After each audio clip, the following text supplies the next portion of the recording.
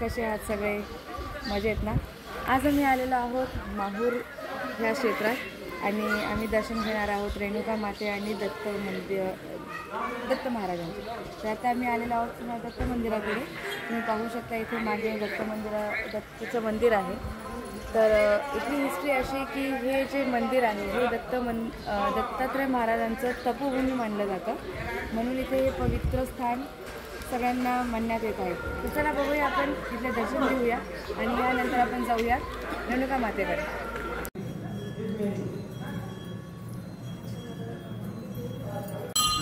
तर मित्रांनो, आम्ही पोहोचलेलो आहोत दत्त मंदिराकडे. पण इथे जे आहे फोटो आणि व्हिडिओ काढण्यास मनाई आहे, म्हणून मी मधले दर्शन नाही देऊ शकत आहे. पण हे इथं आम्ही या परिसरात पोहोचलेलो आहोत. हे पूर्ण दत्त मंदिरांचं परिसर खूप छान, खूपच रम्य वातावरण. मित्रांनो,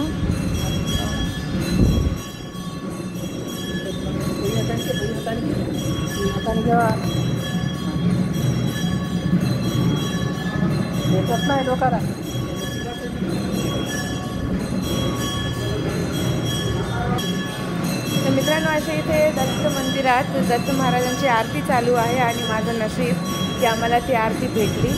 आम्हाला आरतीचाही लाभ घेण्यात आला. तर दत्त महाराजांची कथा अशी की हे जे स्थान आहे या स्थान त्यांचे तपोभूमी आहे. आरतीला वाजणारे ढोल नगाडे यांचा आवाज तुम्ही ऐकू शकता. हे इथं एक बजरंगबलीचं पण मंदिर आहे, असे तुम्ही पाहू शकता. हे त्यांचे भक्त. रम्य असं वातावरण आहे इथे. हलका पाऊस चालू आहे, सगळीकडे धूप.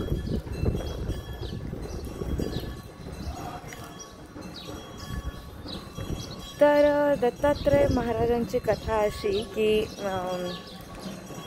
अनुसया माता अत्री ऋषी यांच्या घरी त्यांनी जन्म घेतलेला. तर आपण आता जाऊया अनुसया माताच्या मंदिराकडे आणि तिथेच मी तुम्हाला त्यांची पूर्ण कथा जी आहे ते सांगते. तर आम्ही निघालो आहोत आता या मंदिराच्या बाहेर.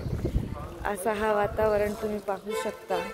आता आम्ही निघालोय अनुसया मातेच्या मंदिराकडे आणि तिथून मग जाणार रेणुका माता मंदिराकडे. तर मग मित्रांनो, आता आम्ही निघाले आहोत अनुसया माताच्या मंदिराकडे. तर माहूरगड हे जे आहे हे तुम्हाला नांदेडहून सुमारे पडेल 120 ते 130 किलोमीटर या अंतरावर आणि नागपूरवरून जवळपास 220 किलोमीटरच्या अंतरावर. तर तुम्ही इथे केव्हाही कधीही व्हिजिट देऊ शकता. आणि आता शक्यतो नवरात्रांच्या काळात माहूरगडावर खूप गर्दी असते, कारण इथं महोत्सव चालू असतो. आता मात्र आमचे दर्शन एकदम व्यवस्थित आणि मोकळे होतात आहे. पण बॅड लक की मध्ये मंदिरात गाभाऱ्यात मोबाईल आणि फोटो अलाउड नसल्यामुळे मी मधले तुम्हाला फोटोशूट्स आणि व्हिडिओ नाही दाखवू शकत आहे. घेतात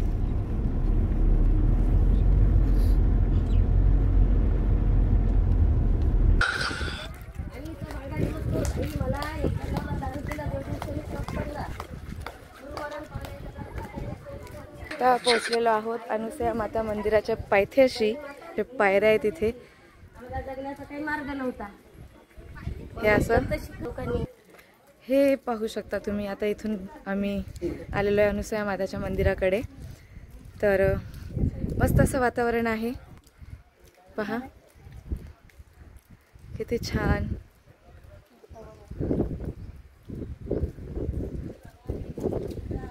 तर मित्रांनो, अनुसया माते मंदिर हे माहूरगडाच्या थोडं पुढे कमीत कमी 6 किलोमीटर अंतरावर असेल. तर अनुसया मातेची कथा अशी की अत्री ऋषी आणि अनुसया माता हे दोघे नवरा बायको, आणि त्यांना मूलबाळ नव्हते, त्यामुळे त्यांनी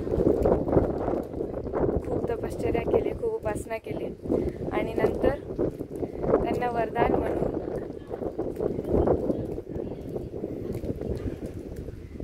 ब्रह्म, विष्णू आणि महेश ह्या तिघांनी दर्शन दिले आणि तिघांनी त्यांच्या घरी बाल स्वरूपात जन्म घेतला। तर एकदा झालं असं की ब्रह्मा, विष्णू, महेश या तिघांनी ठरवलं की माता अनुसूयांचं परीक्षा घ्यायची। ते तिघं घरी आले, त्यांचा मानपान झाला। तेव्हा अत्री ऋषी त्यांच्या आश्रमात नव्हते, पण तिघांनी एक अट अशी ठेवली की माता अनुसूयाला सांगितलं की त्यांनी नग्नावस्थेत त्यांचं जलपान करावं। त्या थोड्या दुविधेत पडले, त्यांनी विचार केला, त्यांनी ध्यान लावला अत्री ऋषींचा आणि तेव्हा त्यांना अत्री ऋषींचा असा संदेश मिळाला की साक्षात त्यांच्या समोर ब्रह्मा ब्रह्मा, विष्णू, महेश हे तिघही अनुसूया मातेच्या समोर उभे होते। त्यांनी त्यांचं आव्हान स्वीकारलं, त्या तिघांना बाल स्वरूप दिलं आणि स्तनपान करून त्यांना झोपी घातलं। या असे त्यांचे तपश्चर्या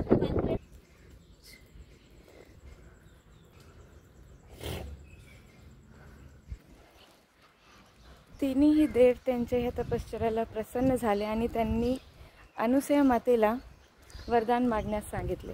तेव्हा अनुसूया मातेने त्यांना विनंती केली की तुम्ही तिघेही माझ्या घरी माझी मूल म्हणून राहावे। आणि त्यानंतर त्या अनुसूया मातेला अशा वरदान भेटल्यानंतर ते तिघेही ब्रह्मा, विष्णू आणि महेश हे तिघे अनुसूया मातेच्या घरी बालस्वरूपात जन्माला आले।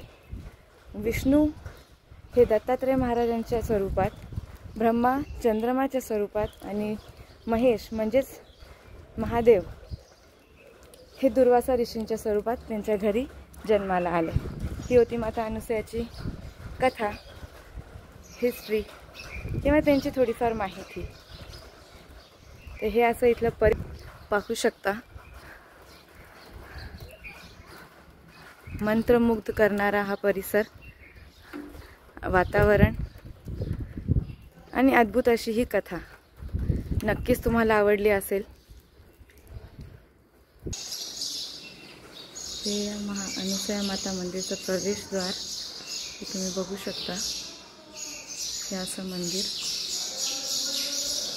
खूपच छान।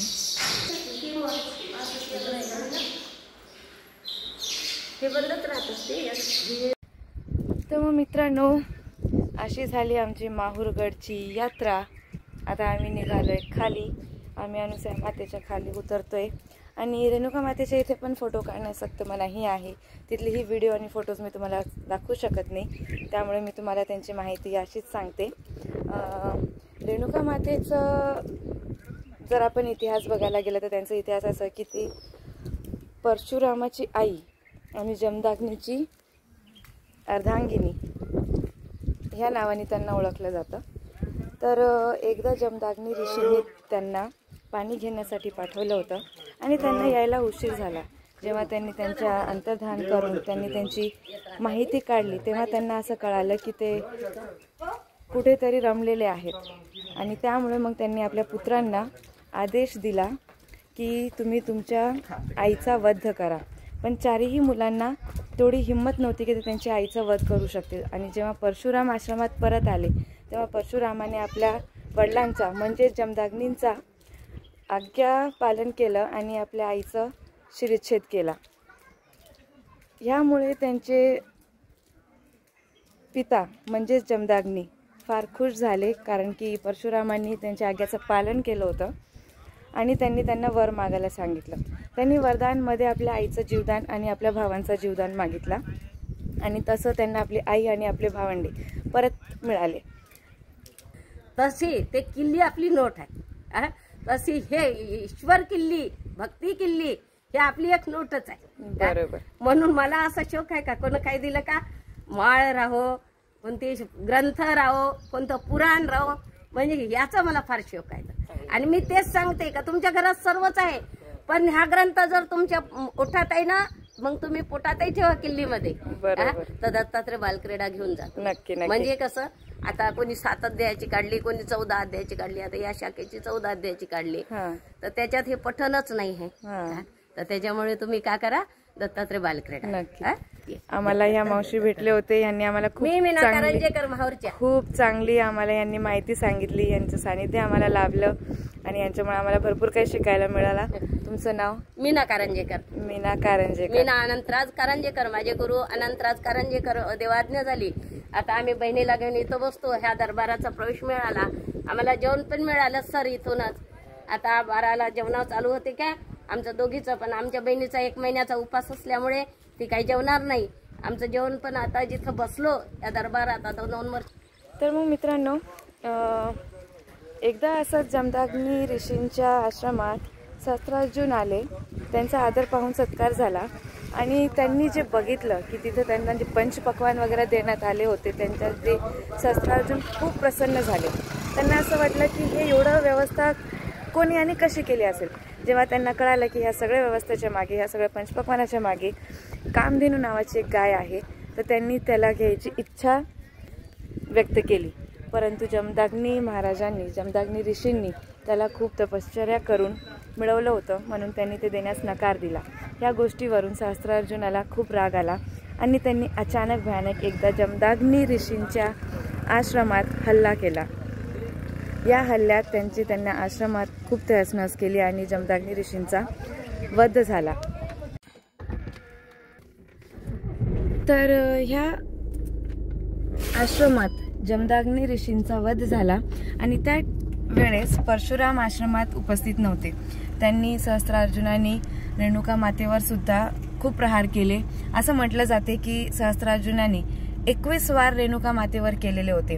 जेव्हा परशुराम आश्रमात परत आले आणि तेव्हा त्यांनी आश्रमाची व्यवस्था जी पाहिली, जी अवस्था पाहिली, ते पाहून ते चकित झाले. तेव्हा त्यांच्या आईने त्यांना सांगितलं की परशुरामाला असा आदेश दिला की 21 पिढ्या ह्या धर्तीवर क्षत्रियांचा तू वध करशील.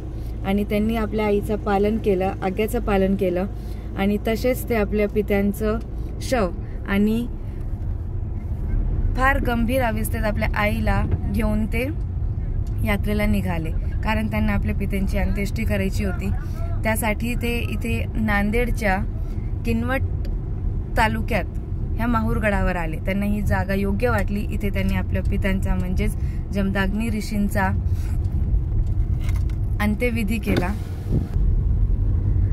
अंत्येष्टीच्या वेळेस रेणुका मातेने हट्ट धरला की त्या पण सती जाणार आहेत. परशुरामाची त्याला परवानगी नव्हती. परशुरामांना फार दुःख होत होतं की एकाच वेळेस एवढं मोठं दुःख त्यांच्यावर कोसळत आहे, म्हणजेच त्यांचे पिता आणि आई दोघेही त्यांच्यापासून लांब होत आहेत, हे त्यांना दुःख देखवत नव्हतं. म्हणून ते मागे न वळता सरळ पुढे निघाले आणि इथेच अनुसया मातेने आपल्या पतीसोबतच म्हणजेच जमदाग्नी ऋषीच्या चितेमध्ये सती गेले. त्यानंतर 13 दिवस परशुरामांनी इथेच आपली तपश्चर्या केली आणि आपल्या परशुच्या सहाय्याने इथे कुंड निर्माण केलं आणि स्वयं दत्तात्रयांच्या हाताने त्यांनी तेरवीचा जो कार्यक्रम असतो ते आपल्या पिताच्या आणि आईचं ह्या स्थानी त्यांनी तो कार्यक्रम संपन्न केला आणि मग पुढे निघाले. त्यामुळे ह्या माहूरगडावर रेणुका मातेचं मंदिर आहे, अनुसया मातेचं मंदिर आहे, दत्तात्रयाचं मंदिर आहे आणि परशुरामाचंही मंदिर आहे. तर जर कधी तुम्ही इथे याल तर नक्की भेट द्या. ह्या सगळ्या ठिकाण बघण्यासारखे आहेत, काहीतरी शिकण्यासारखे आहेत.